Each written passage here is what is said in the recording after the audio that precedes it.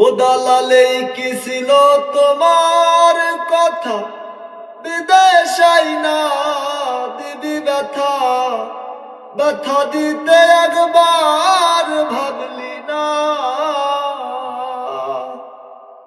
ও দালালেই কি ছিল তোমার কথা, বিদেশ আইনা দিবি ব্যথা, ব্যথা দিতে একবার ভাবলি না। নিজে ব্যথার গন্ধ মাখলি না, দালাল বুঝলি না, খারাপ মানুষ ভালো হইলি না। ও নিজে ব্যথার গন্ধ মাখলি না, দালাল বুঝলি না, তুই খারাপ মানুষ ভালো হইলি না।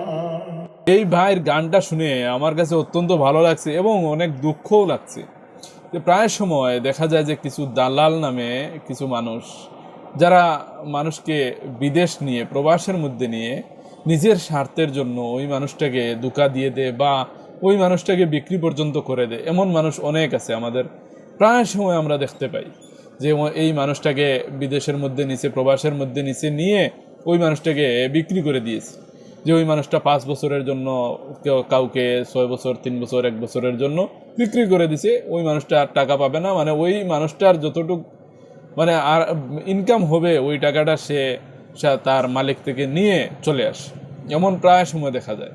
তো আসলে এই ভাই অনেক দুঃখের সাথে এই গানটি করেছেন।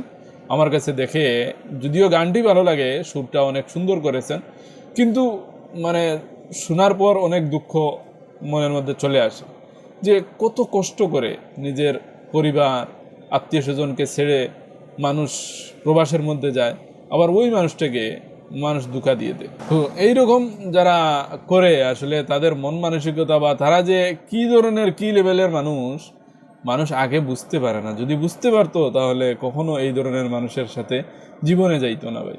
তো আসলে আপনারা যারা এই ধরনের কাজ করেন, আপনারা একটু খেয়াল রাখবেন যে মানুষ হয়তো চলে যাবে 1 বছর 2 বছর, যাই করুক না কেন মোটামুটি নিজের স্থানে আবার চলে আসবে, কিন্তু আপনি যেই টাকাটা তার মেরে খাইলেন সেই টাকাটা কিন্তু আপনি একবার না একবার শোধ করতে হবে, এবং এই যে আপনি কষ্টটা দিয়েছেন এটার কিন্তু আপনি একদিন না একদিন প্রায়শ্চিত্ত করতে হবে।